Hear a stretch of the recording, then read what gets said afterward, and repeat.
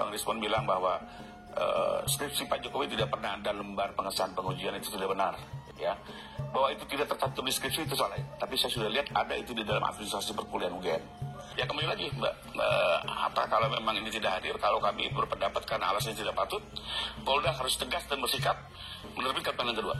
Ya tanpa perlu lagi melihat apa, karena ini hari ini juga nggak nyambung antara kemerdekaan dengan pemeriksaan, ya. Panggil lagi, periksa lagi, tidak datang, lakukan upaya paksa. Nah kalau memang mau diminta dipanggil di rumahnya boleh juga, itu karena ada di pasal 113. Bersurat saja, minta diperiksa di Bali Gate, pasti datang ke sana.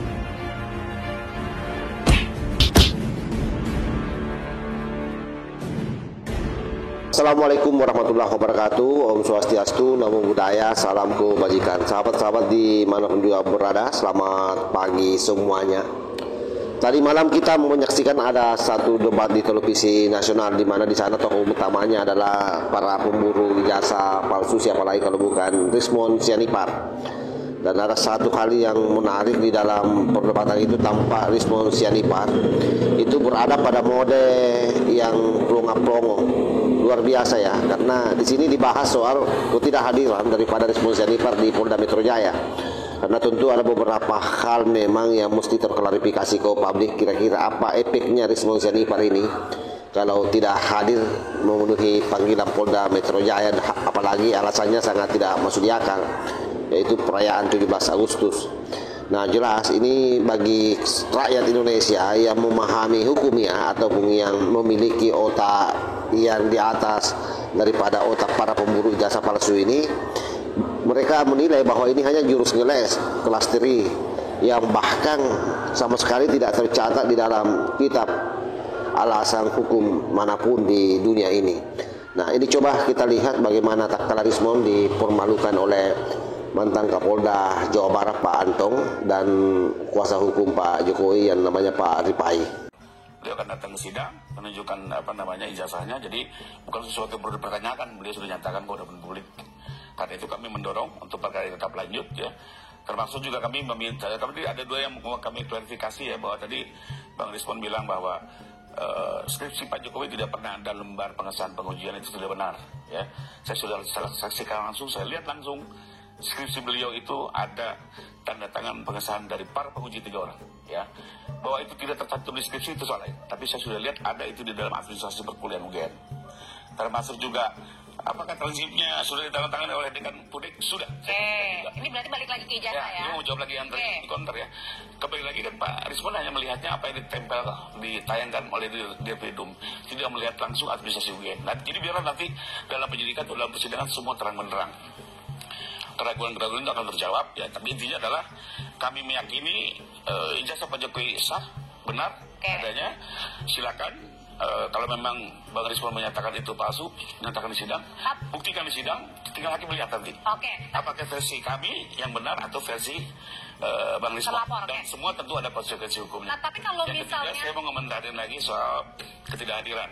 Ya kembali lagi Mbak, apa kalau memang ini tidak hadir, kalau kami berpendapat karena alasannya tidak patut, Polda harus tegas dan bersikap menerbitkan panel kedua. Ya tanpa perlu lagi melihat apa, karena ini hari ini juga nggak nyambung antara kemerdekaan dengan pemeriksaan, ya. Panggil lagi, periksa lagi, tidak datang, lakukan upaya paksa. Karena itu prosedur hukumnya. Karena pada saat itu setelah panggilan waktu tidak hadir, ya. Pak Jokowi pun juga diminta penundaan karena alasan sakit. Jadi artinya menurut Anda sendiri dan tim ini tidak beralasan. Nah kalau memang mau diminta dipanggil di rumahnya boleh juga. Itu karena ada di pasal 113. Bersurat saja, minta diperiksa di Bali Gate, pasti datang ke sana. Lah betul, 113 bicara seperti itu, gitu ya. Jadi boleh-boleh saja. Capek dong nanti satu-satu nih. Enggak ada masalah. Penyidik bisa kok melakukan itu. Pak Anton, kalau gitu sebenarnya bagaimana nih cara mengukur penyidik begitu ya? Apakah nanti kemarin kan pada saat Pak Jokowi minta penundaan karena alasan sakit. Nah kalau ini dengan 17 Agustus, nah kemudian bagaimana cara penyidik bisa bersikap berhati-hati sekali? Ini penundaannya diterima atau tidak? Ya betul sekali. Memang masalah kapan sih pasal 224 atau pasal 216 ini selesai sebagai satu tindak pidana. Memang di sini kan diatur lagi dalam sebuah juknis. Apabila 2 kali berturut-turut itu ada penjemputan dan nanti sampai kepada 3 kali.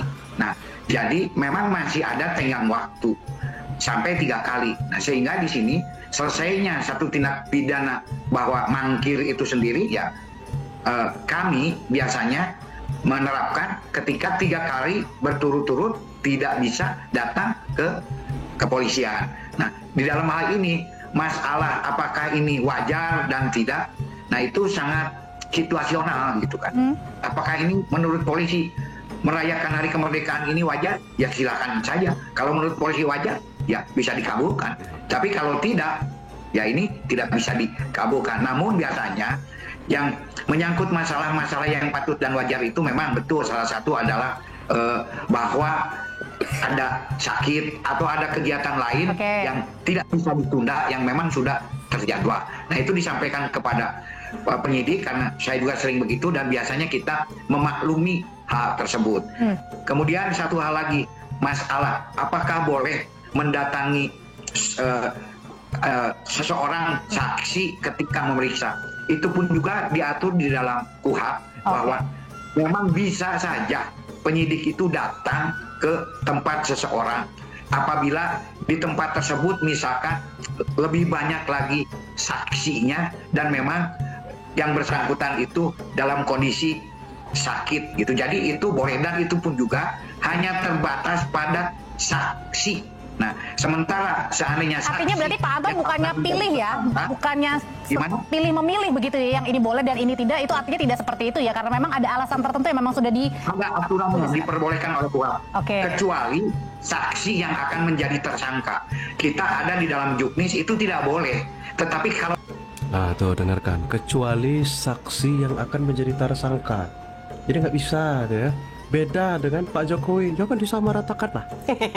Saksi pure, sebagai saksi murni, kita boleh datang. Itu malah sebagai salah satu pelayanan masyarakat. Karena apabila nanti saksi yang akan diindikasikan menjadi calon tersangka, kita datang, itu nanti kita akan malah kena Dewan Kode Etik. Bukan, tidak boleh mendatangi saksi sebagai calon tersangka. Kecuali saksi yang pure, saksi itu boleh datang dan ada aturan. Garuk-garuk terus perasaan.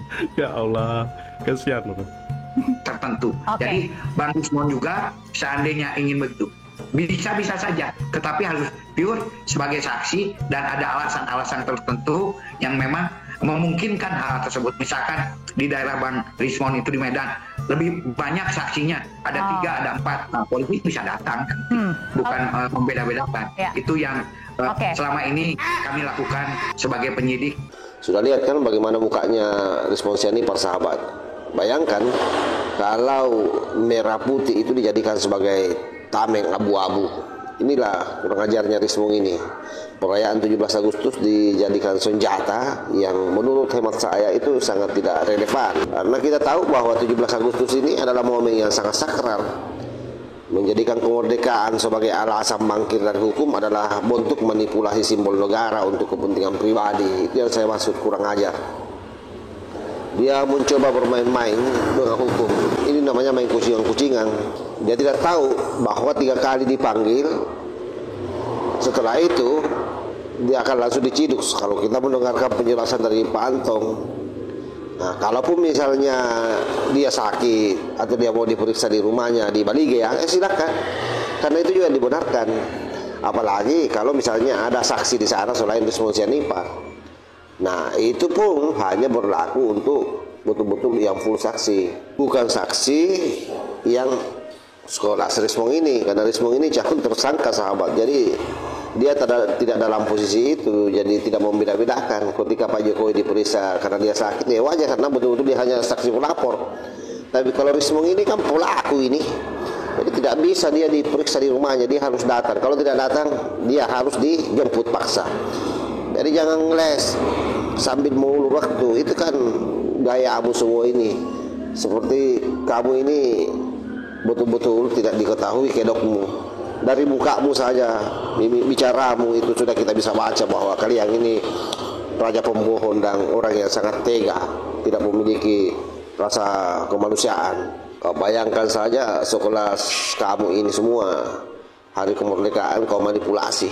Itu kan bentuk kekurang ajaran, dijadikan alasan untuk tidak hadir. Kamu mungkin merasa sebagai pejuang, tetapi fakta dasarnya di hari kemerdekaan saja yang merupakan hari pahlawan seperti ini, kamu memperlihatkan kepengecutanmu di publik. Karena menghadiri panggilan itu adalah sebuah bentuk kewajiban, dan itu sebagai orang ksatria harusnya hadir. Lalu tiba-tiba kau menjadikan hari 17 Agustus sebagai tamen. Aduh, betul-betul kalian ini. Sehingga kelihatan kan dalam forum debat yang saya tayangkan tadi itu, saat kuasa hukum Jokowi dan Pak Anto memberi peringatan keras, posisi Rismon ya terpaksa pelongo-pelongo saja, karena dia sudah tahu bahwa pada saatnya nanti ini secara otomatis dia menjadi terdakwa yang akan kehilangan naskah pembelaan. Tidak ada lagi istilah-istilah alasan, tidak ada lagi ngeles-ngeles. Karena pernyataan Pak Ripai dan Pak Antong itu sepenuhnya sah secara logika hukum. Tidak ada celah regulasi yang membenarkan absennya Rismon CS ini di Polda dengan alasan tersebut. Alasan perayaan ini hanyalah perisai rapuh yang menunda konsekuensi hukum yang tak terelakkan kepadanya. Dan pada akhirnya publik bisa melihat sendiri keberanian Rismon CS ini ternyata hanya bersuara di media, bukan di ruang penyidikan.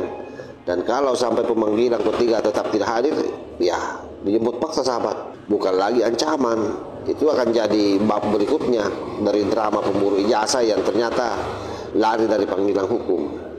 Oleh karena itu, apapun alasannya, saya kira memang ke depan penyidik ya harus tegas lah. Jangan biarkan makhluk-makhluk ini semua berkeliaran bebas. Karena semakin lama makhluk ini di luar penjara, ini semakin berbahaya, narasinya semakin liar. Apalagi kita tahu otaknya di belakang ini otak-otak komunis. HTI itu Komunitas Timur Tengah, dan itu yang dimainkan oleh Ahmad Kosinudin, termasuk Gen Rizik Sihab, karena mereka semua ini yang di belakang layar yang merancang ini semua sehingga mereka mampu bertahan berjilid-jilid dengan berbagai macam isu dan gerakan-gerakan yang dia lakukan. Ini kan trik-trik lama semua, ini trik klasik sebenarnya yang tentu kita bisa membaca semua. Karenanya jangan sampai polisi ikut-ikutan larut di dalam drama yang mereka buat.